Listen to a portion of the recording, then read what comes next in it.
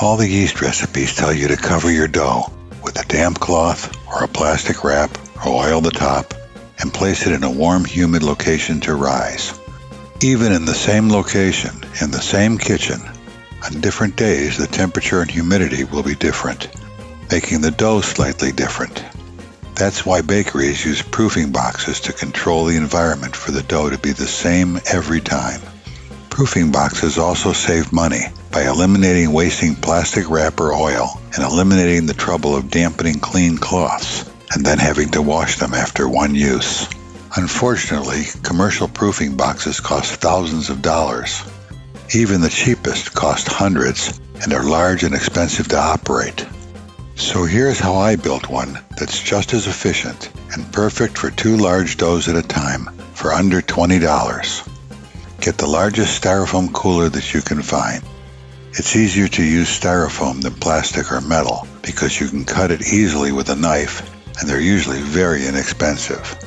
Then you need to put a baking rack on the bottom to raise any bowls you put in there off the floor of the box. That way, warm air will completely circulate around anything you want to rise.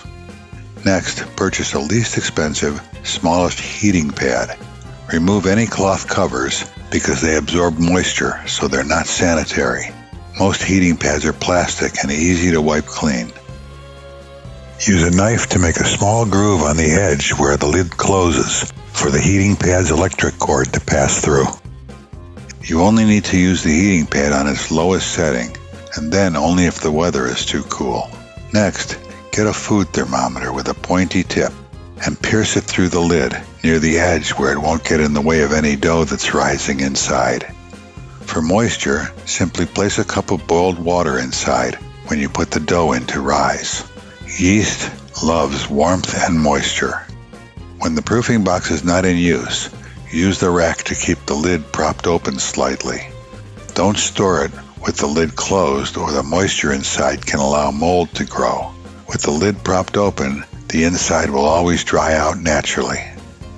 As long as you keep a cup of hot water inside and don't open the lid very often, you can rise dough without oiling it or covering it with a damp towel or plastic film, which will save you a lot of money and trouble. You can turn the heating pad on and bring the temperature up to about 85 degrees Fahrenheit and put boiling water in to really accelerate the rising of the dough. But I don't suggest that because it's at the expense of flavor development that happens during a longer fermentation process.